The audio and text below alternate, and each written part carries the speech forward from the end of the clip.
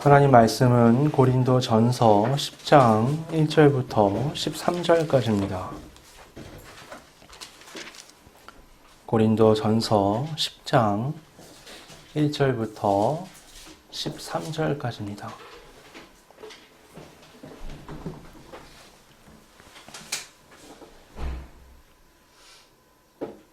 봉독하겠습니다. 형제들아, 나는 너희가 알지 못하기를 원하지 아니하노니 우리 조상들이 다 구름 아래에 있고 바다 가운데로 지나며 모세에게 속하여 다 구름과 바다에서 세례를 받고 다 같은 신령한 음식을 먹으며 다 같은 신령한 음료를 마셨으니 이는 그들을 따르는 신령한 반석으로부터 마셨음에 그 반석은 곧 그리스도시라. 그러나 그들의 다수를 하나님이 기뻐하지 아니하셨으므로 그들이 광야에서 멸망을 받았느니라. 이러한 일은 우리의 본보기가 되어 우리로 하여금 그들이 악을 즐겨한 것 같이 즐겨하는 자가 되지 않게 하려 함이니 그들 가운데 어떤 사람들과 같이 너희는 우상 숭배하는 자가 되지 말라. 기록된 바 백성이 앉아서 먹고 마시며 일어나서 뛰논다 함과 같으니라. 그들 중에 어떤 사람들이 음행하다가 하루에 23,000명이 죽었나니 우리는 그들과 같이 음행하지 말자. 그들 가운데 어떤 사람들이 주를 시험하다가 뱀에게 멸망하였나니 우리는 그들과 같이 시험하지 말자. 그들 가운데 어떤 사람들이 원망하다가 멸망시키는 자에게 멸망하였나니 너희는 그들과 같이 원망하지 말라. 그들에게 일어난 이런 일은 본보기가 되고 또한 말세를 만난 우리를 깨우치기 위하여 기록되었느니라. 그런즉 선줄로 생각하는 자는 넘어질까 조심하라. 사람이 감당할 시험 밖에는 너희가 당한 것이 없나니 오직 하나님은 미쁘사 너희가 감당하지 못할 시험 당함을 허락하지 아니하시고 시험 당할 즈음에 또한 피할 길을 내사 너희로 능히 감당하게 하시느니라. 아멘. 한 주 동안 잘 지내셨나요? 네. 제가 잘 지내냐고 사람들이 물어보면은 즐겁게 지내고 있습니다. 재밌게 지내고 있습니다. 그런 대답을 잘 해요. 개척하고 나서는 이제 그런 대답을 하면 그러니까 사람들이 많이 물어보잖아요. 개척교회 하는데 힘들지 않느냐는 뉘앙스를 가지고 이제 안부를 묻는 거예요. 근데 그 사람들의 기준이 어떤지 제가 대충 아니까 저는 제 기준으로 대답을 해야 되잖아요. 재밌게 하고 있습니다. 즐겁게 하고 있습니다. 행복하게 살고 있습니다. 이렇게 얘기를 하는데 뭔가 그러면 이제 질문하는 사람과 대답하는 사람이 뭔가 잘 안 맞는 거예요. 어제 저희 친척 무슨 환갑 잔치까지는 아니고 식사를 한다 해서 친척들이 다 모였는데 저희 외삼촌은 안 믿는 분이에요. 근데 정말 인생을 조금 다르게 사는, 색다르게 사는 분인데 저를 보자마자 세진아 요새 즐겁니? 이렇게 물어보는 거예요. 요즘 잘 되니? 요즘 돈은 버니? 요즘 생활은 괜찮니? 이렇게 물어보는 게 아니라 저를 만나자마자 하는 말이 요즘 즐겁니? 그게 어떤 거냐면 너 즐겁게 살고 있니? 행복을 추구하며 살고 있니? 이렇게 질문이 딱 들리더라고요. 그래서 이 사람 믿지도 않는 분인데 어떻게 저런 안부 인사를 나한테 할까? 그래서 저 재밌게 지내고 있어요. 이게 안구가 맞는 거예요. 와, 신기하다. 내가 안 믿는 분들, 심지어 목사님들하고 만나도 이런 안부 인사가 주고받고가 안 되는데 와, 우리 삼촌은 어떻게 나랑 이게 될까? 그래서 저 잘 지내고 있어요. 즐겁게 지내고 있어요. 이렇게 인사를 했습니다. 여러분 즐겁게 지내고 계신가요? 네. 네. 기준이 우리는 굉장히 달라야 되잖아요. 여러분 우상 숭배는요 그리스도인들에게 있어서는 매우 조심해야 할 부분입니다. 근데 여러분 많은 사람이 굉장히 크게 착각을 해요. 이 우상 숭배에 대해서 뭐라고 착각을 하냐면 우상 숭배는 안 믿는 사람들이 하는 거라고 생각을 하는 거예요. 근데 여러분 성경을 잘 살펴보세요. 우상 숭배에 대해서 하나님 앞에 질책을 받거나 심판을 받는 대상이 이방인들인가요? 항상 우상 숭배는 이스라엘의 문제였어요. 바꿔 말하면 이거는 불신자들의 문제가 아니라 우상숭배는 항상 우리 그리스도인들에게 아킬레스 건과 같은 거라는 거예요. 성경 전체에 우상숭배에 대한 문제가 나오잖아요. 여러분, 불신자들에게 우상숭배는요, 너무나 당연한 겁니다. 하나님을 모르는 사람들이 더듬어서 하나님을 찾다가 내리는 결과는 뭐냐? 다 우상숭배로 끝날 수밖에 없어요. 근데 당연한 거죠. 물에 들어간 사람 보고 물에 젖지 말라고 얘기하는 건 말이 안 되잖아요. 불신자들이 우상숭배의 삶을 살아가는 건 그냥 당연한 겁니다.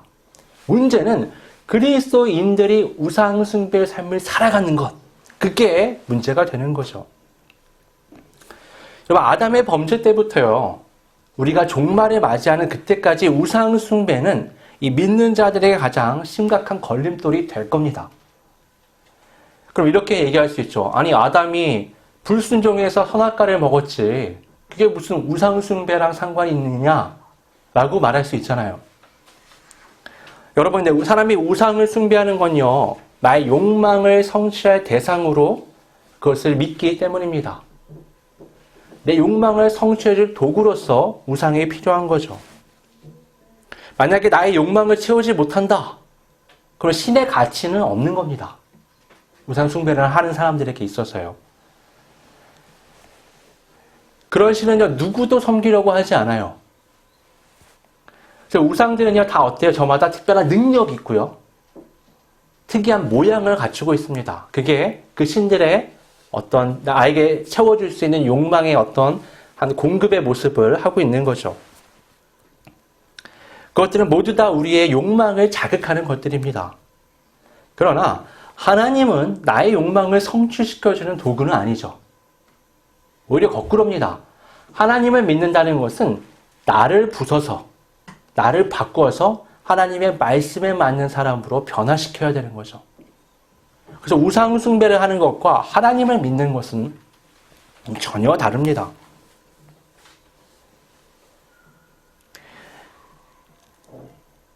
내가 하나님의 주권 아래에서 하나님의 말씀에 맞춰 살아가야 한다는 것, 이것이 바로 아담의 불순종이 우상 숭배와 연결되는 지점이라고 말할 수 있습니다.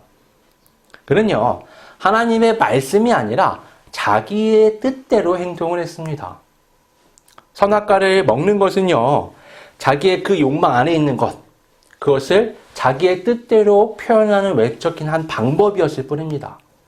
그러니까 선악과를 먹기 전에 이미 그는 하나님의 말씀을 거부하는 마음의 과정이 있었던 거죠.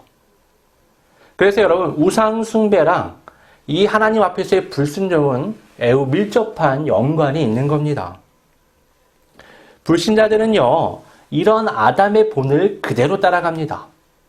그래서 본성대로 살아가는 거죠. 아주 자연스럽게. 욕망을 채우기 위해서 우상을 숭배하고 또 욕망을 따르기 때문에 하나님의 말씀을 거절합니다. 문제는 그리스도인들이죠. 그리스도인들은 하나님의 백성으로서 하나님의 주권 아래에서 하나님의 말씀을 따르기로 결정한 사람들입니다. 그런데 여전히 해결되지 않는 나의 욕망이 있는 거예요.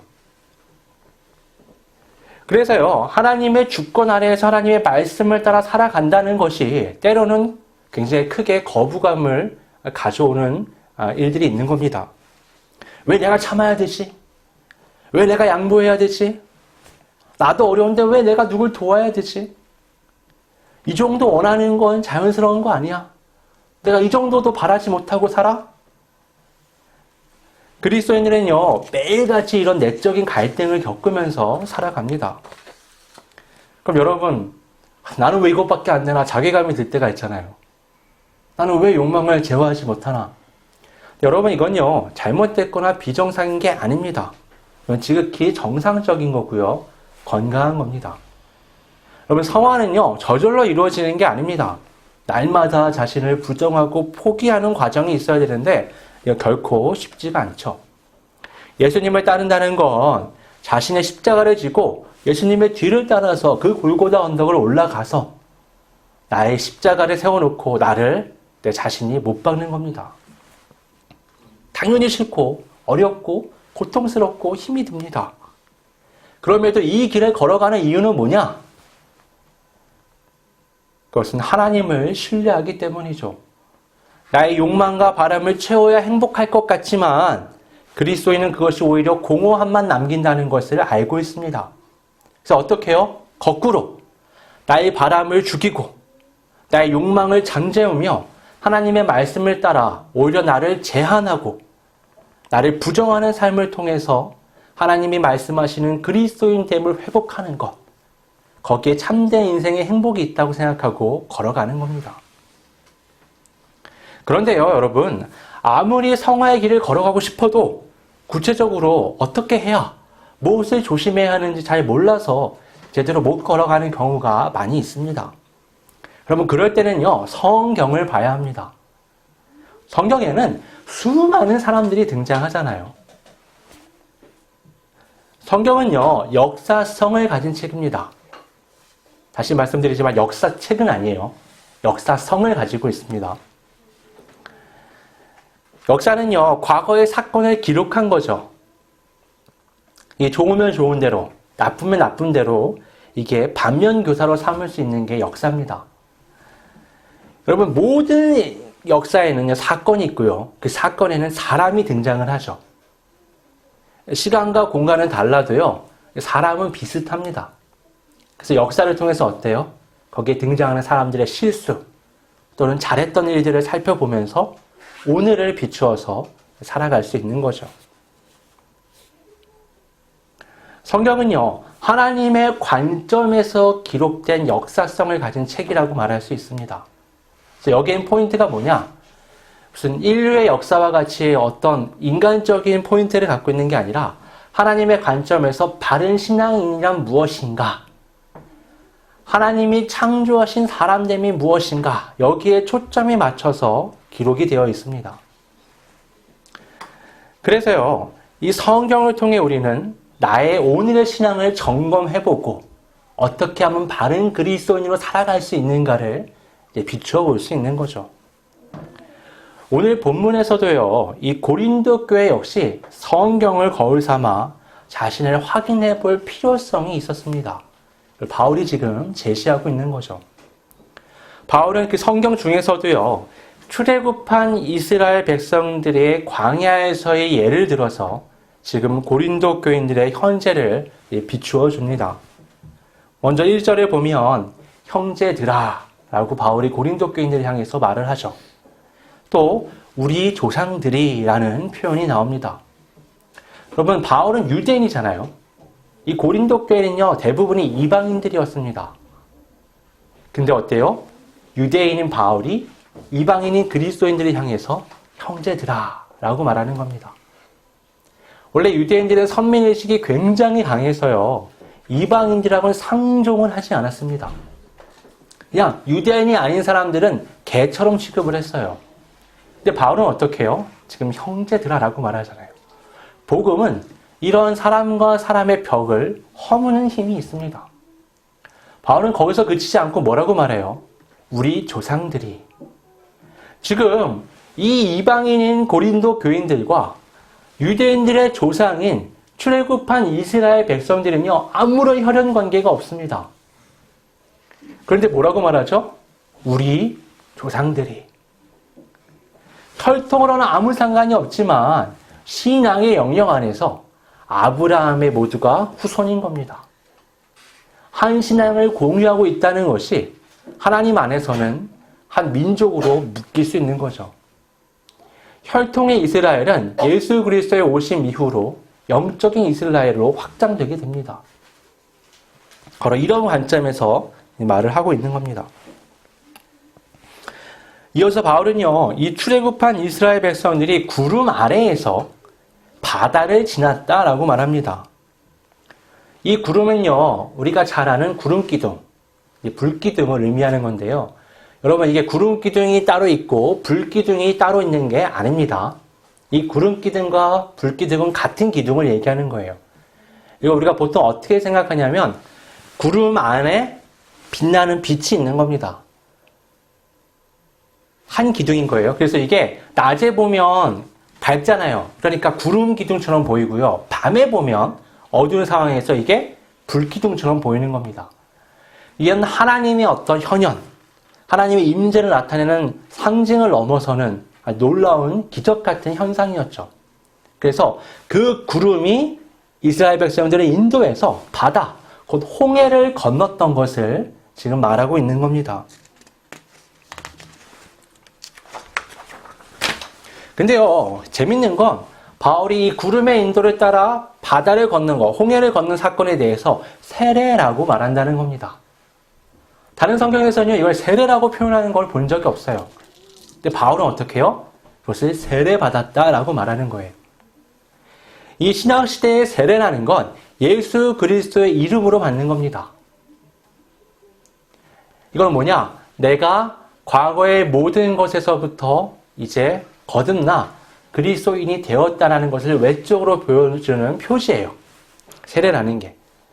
근데 이스라엘 백성들이 지금 그 세례를 받았다라고 바울이 말하는 겁니다. 이건요, 아주 분명하게 이 신약 시대와 그 시대의 똑같은 지금 경험을 하고 있다는 것을 강조하기 위해서 이런 표현들을 하는 겁니다.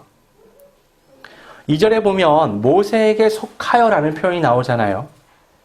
모세는요, 예수 그리스도를 나타내는 예표였어요. 그래서 지금 어떤 거냐? 너희가 모세에게 속해서 구름 가운데 바다를 건너는 세례를 받은 것처럼 지금 오늘날 그리스도인들은 예수 그리스도에게 속해서 그 이름으로 세례를 받는다라고 말하는 겁니다. 그것과 이것이 같다라는 걸 얘기하는 거예요. 바울은 이어서 이 출애굽한 이스라엘 백성들이 광야에서 신령한 음식 그리고 신령한 음료를 마셨다라고 말합니다. 여러분, 이스라엘 백성들은 다 아시겠지만 하나님께서 공급하시는 이 만나와 메추라기를 통해서 음식을 먹었죠. 그리고 이제 기적과 같은 과정을 통해서 물을 섭취했습니다. 그 기적 중에는 바위에서 물이 2번 나오는 그런 사건이 있었어요. 근데 유대인들 중에서는 상상력을 동원해서 어떤 생각들을 했냐면, 그러니까 바위를 2차례에 걸쳐서 물이 나오게 한 게 아니라 물이 나오는 바위가 이스라엘 백성들을 따라다녔다라고 생각을 했습니다. 그런 기록들이 있어요. 그걸 염두하고 지금 바울이 얘기하는 겁니다. 이스라엘 백성들을 마시게 했던 그 신령한 물이 나오는 바위, 그건 뭐냐? 그것이 그리스도야. 그러면서 지금 신약시대의 이스라엘 백성들, 그리스도인들하고 구약의 이스라엘 백성들이 신령한 음식과 음료를 마신 것과 연결하는 겁니다. 그때 하나님이 공급하시는 신령한 음식과 음료를 마셨지? 이제 우리는 예수 그리스도의 살과 피를 먹고 마셔. 우리는 성만찬을 하고 있잖아.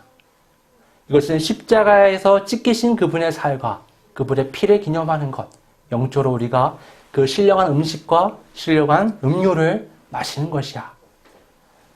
이렇게 연결해서 그 출애굽한 이스라엘 백성과 지금 구원의 길을 걸어가는 그리스도인들을 연결하는 거죠.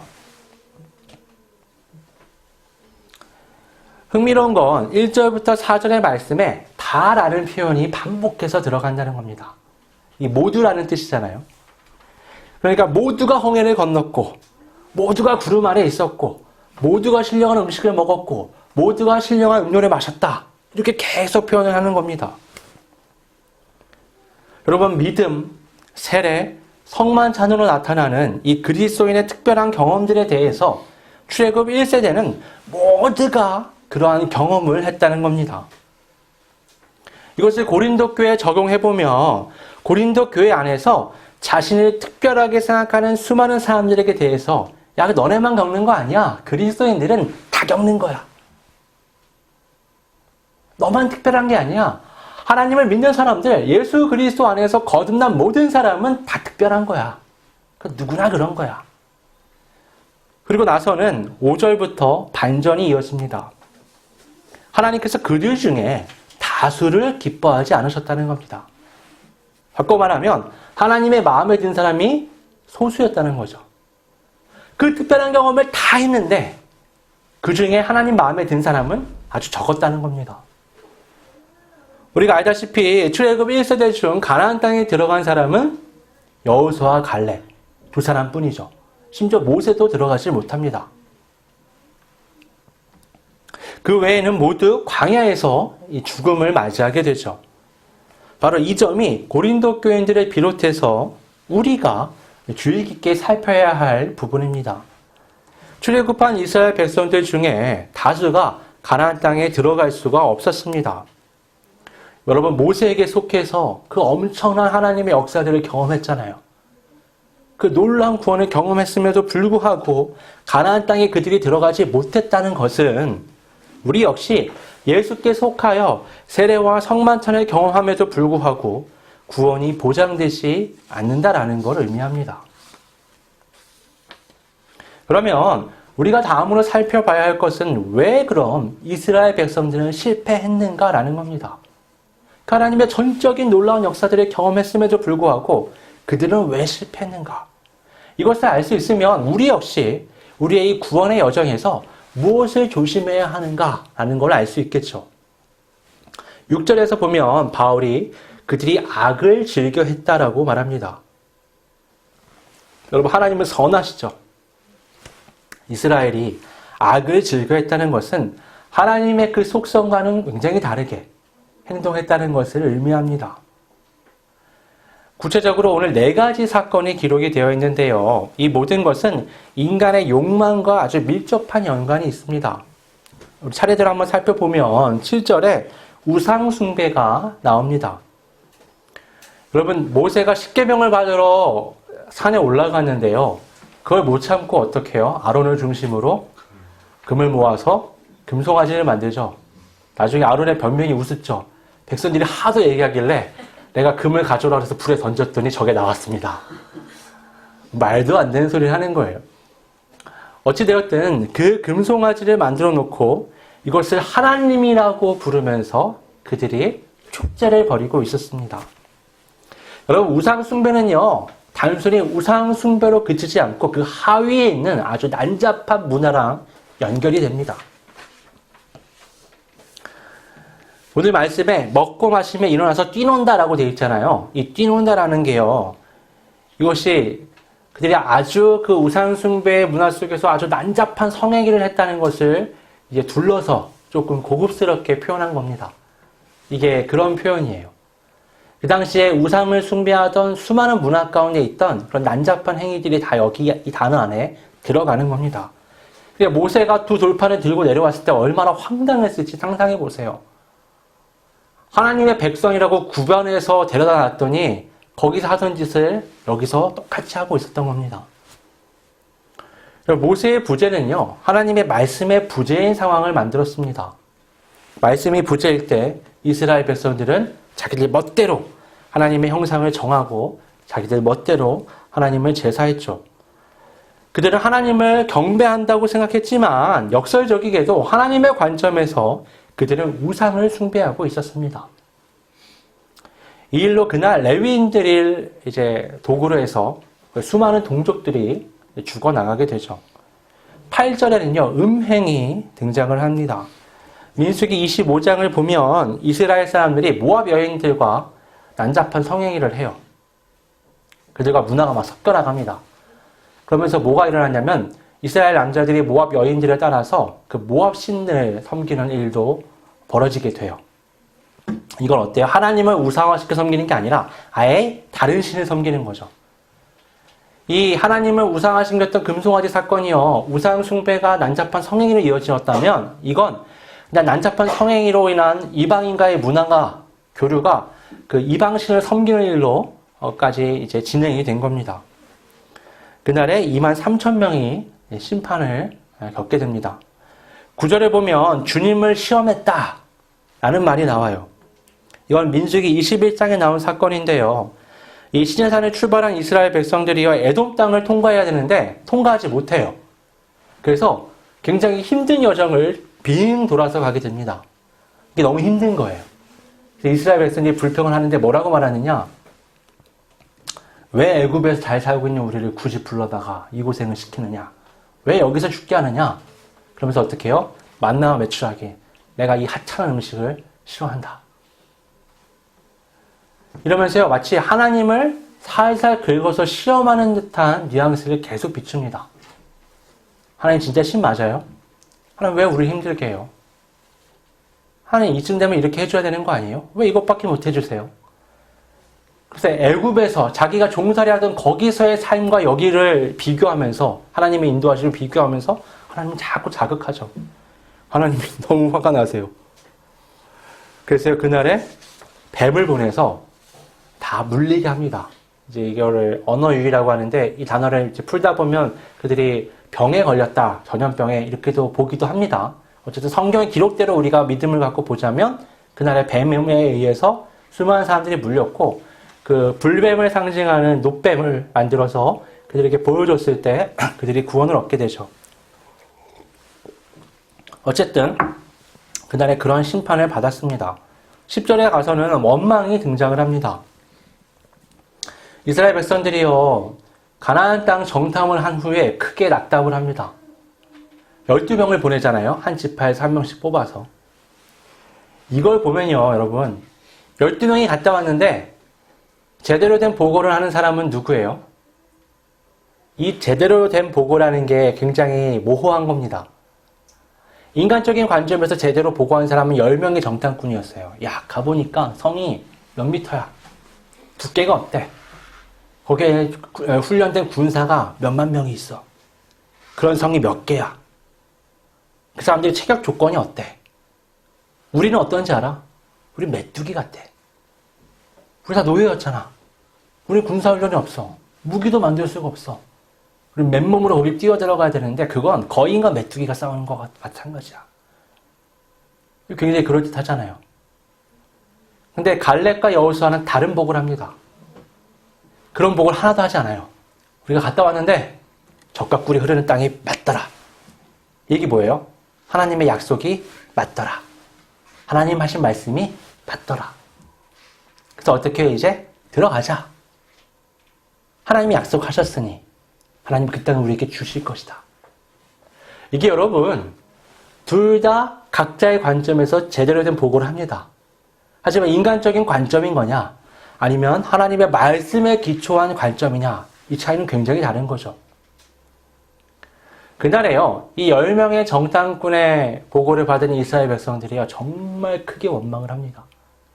어디까지 말을 하냐면 모세를 향해서 쿠데타를 일으키려고 하고 차라리 우리가 돌아가자. 애굽으로. 라고까지 말을 합니다. 여러분 그들은요. 객관적인 상황을 보고 상식적인 판단의 근거를 가지고 이 상황을 분석한 겁니다. 돌아가는 게 나은 거예요. 근데 하나님의 관점에서 어떠느냐? 말도 안 되는 소리인 겁니다. 너네 나를 무시해? 너네 내 말을 신뢰하지 않아? 너네는 도대체 뭘 보고 여기까지 온 거냐? 하나님 정말 크게 화를 내세요. 그래서 이날에요. 20세 이상으로 하나님을 원망한 모든 이스라엘 백성들이 가나안 땅에 못 들어가게 됩니다. 이날이 결정된 거예요. 아무도 믿음의 보고를 한 여호수아와 갈렙. 여러분 그 믿음대로 될지어다가 정말 맞는 말인 겁니다. 그래 너네 내가 말한 것을 그대로 믿었어. 너네 믿음대로 될 거야. 그래서 여러분 때로는요. 믿음이 없는 사람들을 동원해서 객관적인 자료를 모아보는 게 크게 의미가 없다는 생각도 해요. 나중에 여호수아가 정탐꾼을 몇 명 보내죠?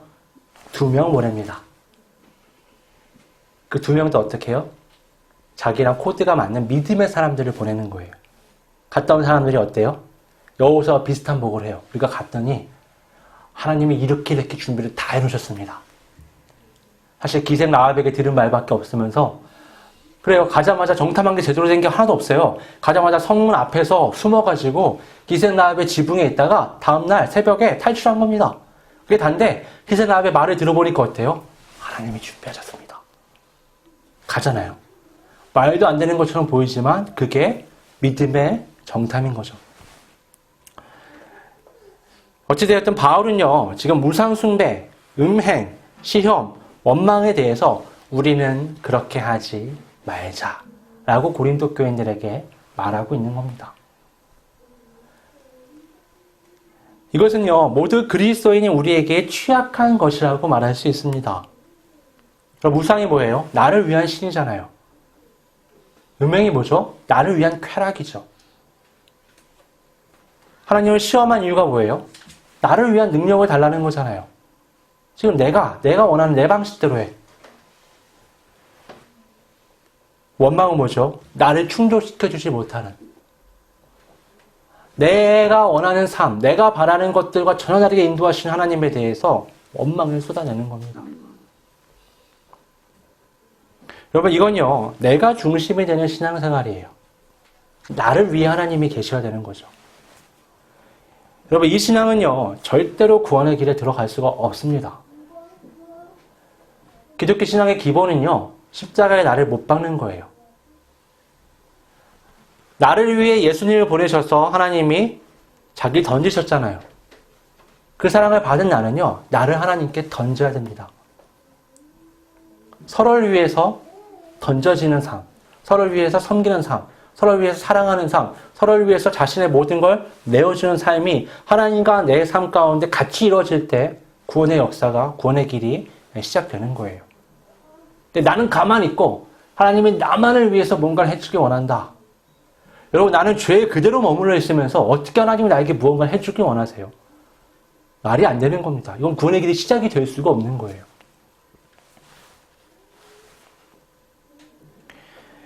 여러분, 그들 모두가 하나님의 구름 기둥의 인도를 받았습니다. 그들 모두가 갈라진 홍해를 건넜어요. 그들 모두가 만나를 먹었고요. 그들 모두가 바위에서 솟아나는 물을 마셨습니다. 그러나 그것이 그들을 가나안 땅으로 저절로 인도해주는 조건이 되지는 않습니다. 바울은 12절에 이렇게 말씀합니다. 그런즉 선줄로 생각하는 자는 넘어질까 조심하라. 고린도 교회 안에서 나는 그리스도인으로 섰어.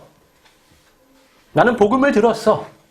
그 엄청나게 놀라운 희생, 그 사랑, 그 헌신, 나는 그걸 믿어. 나는 이제부터 특별해. 난 구원이 보장된 사람이야 라고 말하는 사람들이 굉장히 많이 있었다는 겁니다. 그들에 대해 바울이 뭐라고 말하죠? 선줄로 생각하는 사람들아, 넘어질까 조심해야 된다 라고 말하는 겁니다.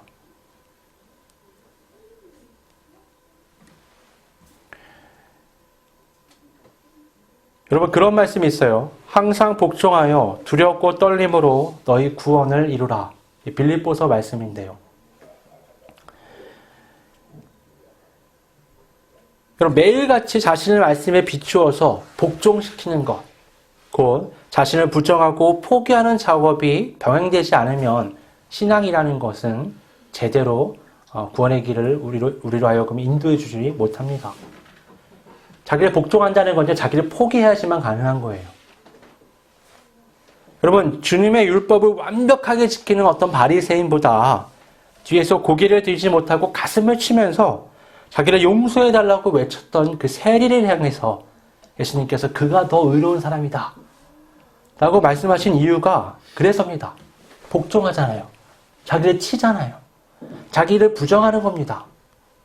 이 과정이 없는 삶, 바리새인은 얼마나 완벽하게 율법을 지켜요.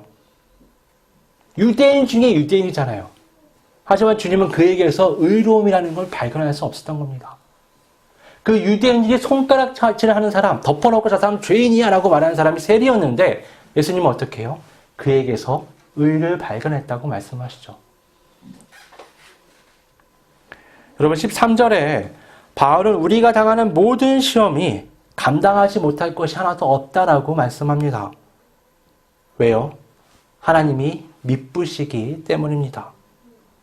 신실하다라고도 번역할 수 있는데요. 하나님이 신실하셔서 하나님은요, 하나님의 백성이 감당하지 못할 시험을 주지 않으신다는 거예요. 그럼 여러분, 의문이 되잖아요. 그럼 왜 광야에서 이스라엘 백성들은 그렇게 감당을 못했을까? 여러분, 내 방식대로 감당하지 못할 게 아닌 거예요. 제가 군대에서요, 해군 훈련소에 가면 다른 때도 그런지 모르겠는데 막 재워놨다가요 밤에 깨워요. 10시에 재웠다가요 11시에 깨워요. 그래서 갑자기 애들이 정신이 없잖아요. 낮에 한참 훈련 받았으니까 막 비몽사몽이에요. 현복장 탈의하고 그때부터 코미디가 시작됩니다. 한쪽 발에는 운동화, 한쪽 발에는 군화, 그러다가 팬티만 입고 우의를 입고 나오래요. 그러면 이게 제대로 하는지 안 하는지 보려고 이제 정신이 번쩍 차리고 막 해야 돼요. 3분 전 이러면 막 3분 안에 나가야 됩니다. 나가면요 2시간 동안 기합을 줘요. 와, 너무 힘들잖아요, 여러분. 제가요 이게 한계야. 이게 한계야. 그래서 내가 막 못하고 있으니까 교관이 저를 옆으로 빼요. 너 나와. 빨간 모자 쓰신 분들이 워낙 무섭잖아요. 나와. 그리고 어떻게 하냐면은 이렇게 뒷짐지고 보고 저보고 하라는 거예요. 그 사람 앞에서. 근데 여러분 제가 없던 힘이 생기더라고요. 그래가지고 나는 분명히 한계라서 더 이상은 못해 그랬는데 죽어도 못해라고 생각했는데 갑자기 그 사람이 보고 있으니까 제가 하는 거예요. 한 개도 못했는데 30개를 걷더니 하더라고요. 이분이 어때요? 됐군, 들어가. 들어가니까 어때요? 아, 이게 내가 한계라고 생각하는 게 한계가 아니었구나라는 걸 깨닫게 되는 거죠. 이 유대인들이요, 출애굽한 1세대가 광야에서 정말 실패할 수밖에 없었던 이유는요, 너무 일찍 자기들 방식대로 모든 거를 제한한 거예요. 이거 넘어가면 안 돼. 그럼 모든 게 다 원망과 시비가 되는 겁니다. 그 원인이 되는 거예요. 근데 거기로 믿음으로 섰던 여호수아와 갈렙은 어때요? 자기를 부정했던 사람들이죠. 내 상식, 그 사람들 상식이 없겠어요? 정탐하고 오니까 어때요? 야, 이게 말이 돼? 근데 왜 하나님은 저기를 주신다고 하셨지? 그래, 내 생각을 부셔야지. 내 건 없애야지. 다 부시는 겁니다. 내 상식을 다 파괴하고 나서, 그래. 그때 믿음의 눈을 들어보니까 가능하게 보이는 거예요.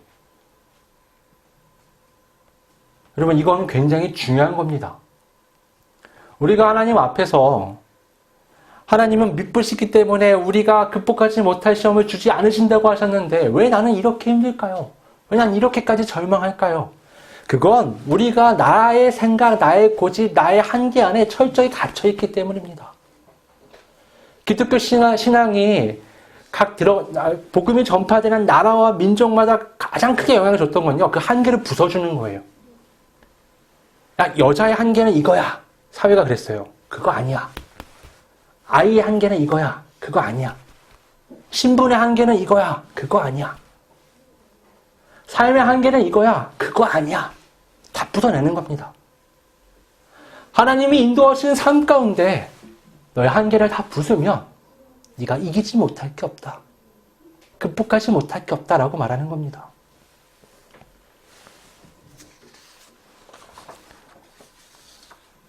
결과적으로 출애굽한 1세대가 광야를 건너가지 못했던 이유는요, 하나님이 시원찮아서가 아니라 그들의 신앙이 시원찮아서입니다.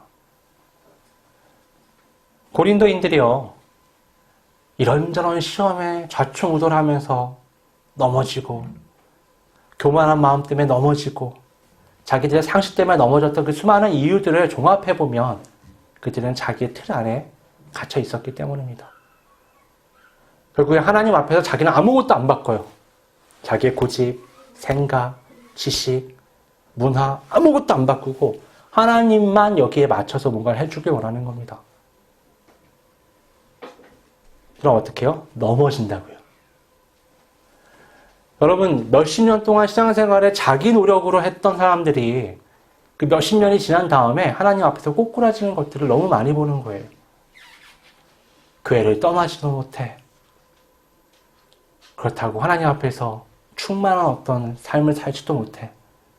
이러지도 저러지도 못하는 삶을 살아가는 겁니다. 여러분, 그리스도인에게 시험은 하나님의 믿음을 잃어버리게 만드는 것들입니다. 그리고 그 시험의 근본에는 나라는 사람의 너무 꽉 잡혀있는 그 틀이 남아있는 거죠. 하나님에 대한 믿음을 잃어버리면요, 결국에 어떻게 되냐? 내가 하나님의 자리에 앉게 됩니다. 그래서 모든 걸 판단하게 돼요. 그래서 자기는 멋대로 행동하면서 오히려 하나님은 원망하게 되는 거죠. 그 끝은 뭐냐? 항상 심판입니다. 여러분, 구원의 길을 가기 위해서는요, 하나님을 믿고 그 인도하심을 신뢰해야 합니다. 출애굽한 이스라엘을 바라보며 고린도 교인들이 반면 교사를 삼은 것처럼 오늘을 살아가는 우리도 오늘 말씀을 통해 그것을 반면 교사로 삼아야 합니다. 말씀을 많이 하는 것, 헌금을 많이 드리는 것, 봉사를 열심히 하는 것, 우리가 할 수 있는 신앙의 수많은 행위들이 있죠. 그러나 그것들이 우리를 구원의 길로 인도하는 것은 결코 아닙니다. 그 무엇보다 우리가 먼저 갖춰야 할 것은 하나님에 대한 흔들림 없는 믿음, 철저하게 나를 쳐서 복종시키는 믿음이 있어야 합니다. 하나님의 주권 아래 겸손하게 무릎을 꿇는 마음가짐이 있어야 합니다. 이것이 갖춰지지 않으면 스스로 훌륭하다고 좋다고 여기는 많은 것들이 오히려 심판의 이유가 될 수도 있습니다. 스스로를 겸손하게 잘 살피고 넘어지지 않는 우리 모두가 되길 바랍니다. 우리 이 시간 말씀을 생각하면서 함께 통성으로 기도하겠습니다. 아버지 하나님, 많은 사람들이 자기에게 구원이 보장되었다라고 생각합니다. 하지만 입으로 떠드는 게 중요한 게 아니라 그 입으로 말한 믿음의 고백을 행함으로 보여야 함을 우린 잘 알고 있습니다.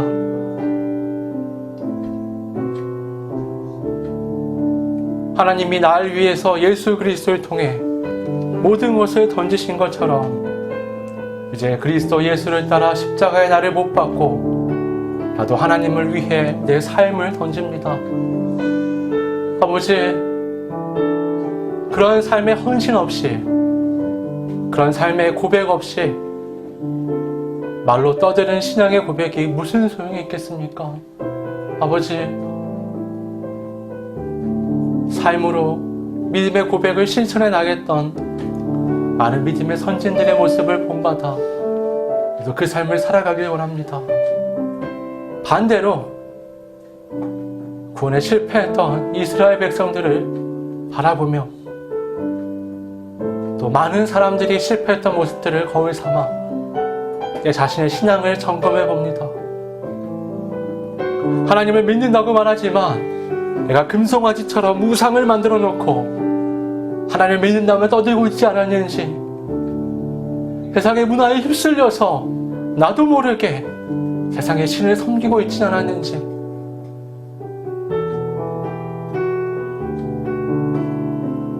내 삶을 되돌아봅니다. 내 삶의 많은 조건들을 따져보며 하나님을 시험하지 않았는지,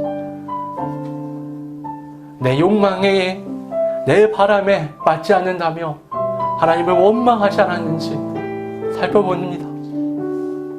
하나님은 감당하지 못할 시험을 주시지 않았는데 그 모든 시험은 나를 연단시켜서 정금같이 하나님 앞에 믿음의 사람으로 거듭나기 위함이었는데 나는 그 모든 것들을 시험의 거리로 끌어안고 하나님을 원망하지 않았나 되돌아봅니다. 하나님, 그 모든 것을 원망으로 바꿔버렸던 나의 생각, 나의 고집, 나의 상식, 나라는 그 모든 것들을 철저하게 부수고 주님의 뒤를 따라 골고다 언덕을 올라갑니다. 그 십자가에 나를 매달고 나를 못 박고 나를 부숩니다. 아버지 하나님, 죽을 때까지 바울 사도를 비롯하여 많은 믿음의 선진들이 끊임없이 자기를 쳐서 복종시키며 하나님 앞에 걸어갔던 것처럼 나도 그 구원의 길을 걸어가기를 소원합니다. 아버지 하나님, 오늘도 나를 부수고 나를 부정하고 하나님이 만들어내시는 건강한 그리스도인으로서 거듭날 수 있도록 인도하여 주시옵소서. 그래, 나의 모든 삶이 견디지 못한 시험의 삶이 아니라 하나님이 만들어 나가는 놀라운 새 생명의 삶이 될 수 있도록 주님이 이끌어 주시옵소서.